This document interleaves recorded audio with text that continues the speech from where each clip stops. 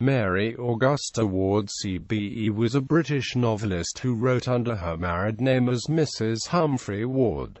Early life. Mary Augusta Arnold was born in Hobart, Tasmania, Australia, into a prominent intellectual family of writers and educationalists. Mary was the daughter of Tom Arnold, a professor of literature, and Julia Sorrell. Her uncle was the poet Matthew Arnold and her grandfather Thomas Arnold, the famous headmaster of Rugby School. Her sister Julia married Leonard Huxley, the son of Thomas Huxley, and the sons were Julian and Aldous Huxley. The Arnolds and the Huxleys were an important influence on British intellectual life. Mary's father Tom Arnold was appointed Inspector of Schools in Van Diemen's Land and commenced his role on the 15th of January 1850. Tom Arnold was received into the Roman Catholic Church on the 12th of January 1856, which made him so unpopular in his job that he resigned and left for England with his family in July 1856. Mary Arnold had her 5th birthday the month before they left, and had no further connection with Tasmania. Tom Arnold was ratified as Chair of English Literature at the contemplated Catholic University, Dublin, after some delay. Mary spent much of her time with her mother. She was educated at various boarding schools and at 16 returned to live with her parents at Oxford, where her father had a lecturership in history. Her school days formed the basis for one of her later novels, Marcella. On the 6th of April 1872, not yet 21 years old, Mary married Humphry Ward, a fellow and tutor of Brasenose College, and also a writer and editor. For the next 9 years she continued to live at Oxford, at 17 Bradmore Road, where she is commemorated by a blue plaque. She had by now made herself familiar with French, German, Italian, Latin and Greek. She was developing an interest in social and educational service and making tentative efforts at literature. She added Spanish to her languages, and in 1877 undertook the writing of a large number of the lives of early Spanish ecclesiastics for the Dictionary of Christian Biography edited by Dr. William Smith and Dr. Henry Wace. Her translation of Emile's journal appeared in 1885. Career. Mary Augusta Ward began her career writing articles for Macmillan's magazine while working on a book for children that was published in 1881 under the title Milly & Ollie. This was followed in 1884 by a more ambitious, though slight, study of modern life, Miss Bretherton, the story of an actress.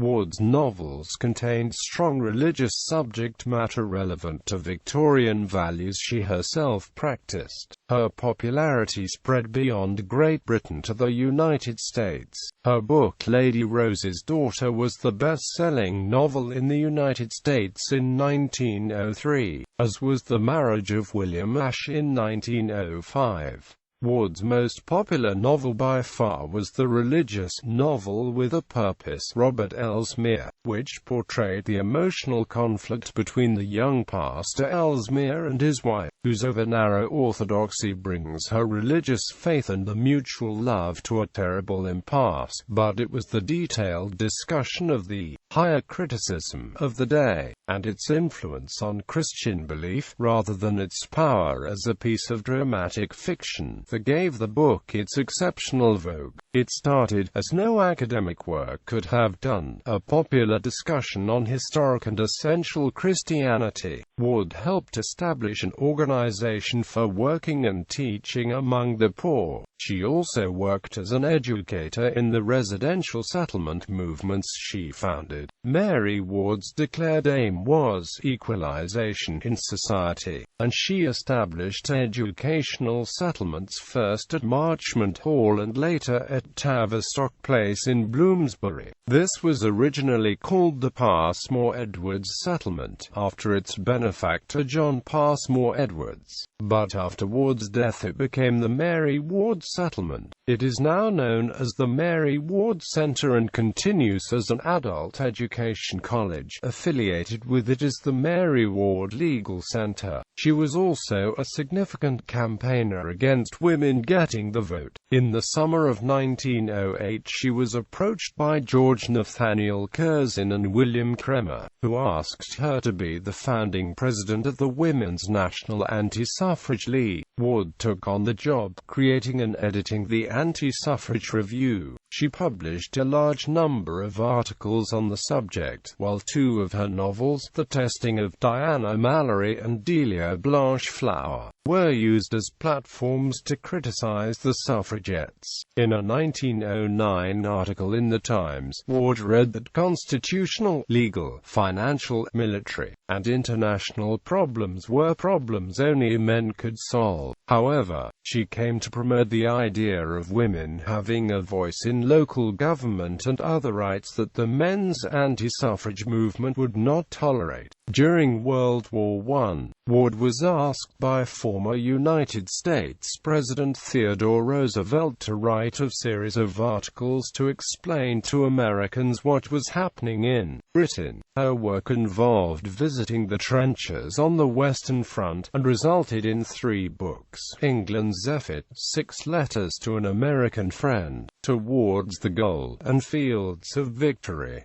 Ward was appointed a Commander of the Order of the British Empire in the 1919 New Year Honours. Death: Mary Augusta Ward died in London, England, and was interred at Albury in Hertfordshire, near her beloved country home. Stocks, foundations, organisations and settlements.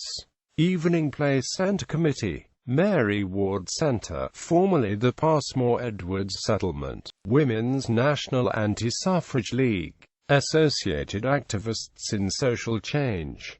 Dame Grace Kimmins. Works: fiction, Million Ollie, Miss Bretherton, Robert Ellesmere, The History of David Grieve, Marcella, The Story of Bessie Costrell. Sir George Tressady, Helbeck of Banisdale, Eleanor, Lady Rose's Daughter, The Marriage of William Ashe, Fenwick's Career. Diana Mallory. Daphne, or Marriage La Mode, Canadian-born, The Case of Richard Meynell, The Mating of Lydia, The Coriston Family. Delia Blanche Flower, Eltham House, A Great Success, Lady Connie, Missing, The War and Elizabeth, Cousin Philip, Harvest. Non-fiction, Address to mark the opening of University Hall, Unitarians in the Future, Essex Hall Lecture, New Forms of Christian Education, An Address to the University Hall Guild. The Playtime of the Poor, William Thomas Arnold, journalist and historian. Letters to My Neighbour on the Present Election. England's Effort, 6 Letters to an American Friend, Towards the Goal. A Writer's Recollections. Fields of Victory, Selected Articles, French Souvenirs, Macmillan's Magazine 48, pp. 141–153. M. Renan's Autobiography, Macmillan's Magazine 48, pp. 213–223. Francis Garnier, Macmillan's Magazine 48, pp. 309–320. A Swiss Peasant Novelist, Macmillan's Magazine 48, pp. 453–464. The Literature of Introspection, Part 2, Macmillan's Magazine 49, pp. 190–201, 268–278. A new edition of Keats, Macmillan's Magazine 49, pp. 330–340. M. Renan's new volume, Macmillan's Magazine 50, pp. 161–170. Recent fiction in England and France. Macmillan's Magazine 50, pp. 250 to 260. Style and Miss Austen. Macmillan's Magazine 51, pp. 84 to 91. French views on English writers. Macmillan's Magazine 52, pp. 16 to 25. Marius the Epicurean. Macmillan's Magazine 52, pp. 132 to 139. The New Reformation, a Dialogue. The 19th Century 25, pp. 454 to 480. The New Reformation 2, a Conscience Clause for the Laity. The 19th Century 46, pp. 654 to 672. Some Suffragist Arguments. Educational Review 36, pp. 398 to 404. Why I Do Not Believe in Woman's Suffrage. Ladies' Home Journal 25, p. 15. Women's Anti-Suffrage Movement, 19th Century and After 64, pp. 343 to 352. Some Thoughts on Charlotte Bronte. In Charlotte Bronte, 1816 to 1916, US Centenary Memorial, London, T. Fisher Unwin, pp. 11 to 38. Let Women Say, an Appeal to the House of Lords, the 19th Century and After 83, pp. 47 to 59. Miscellany. Joubert, U.S. Election from His Thoughts, with a preface by Mrs. Humphry Ward. The Life and Work of the Sisters Bronte. 7 vols. With an introduction by Mrs. Humphry Ward. The Case for the Factory Acts, ed. by Beatrice Webb, with a preface by Mrs. Humphry Ward. The Forewarners, a novel by Giovanni Cena, with a preface by Mrs. Humphry Ward. Liley, John, in Encyclopaedia Britannica, Volume 17, p. 159 to 161.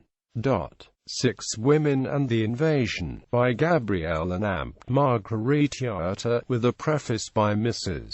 Humphry Ward. Evening Play Centres for Children, by Janet Penrose Trevelyan, with a preface by Mrs. Humphry Ward. Translations.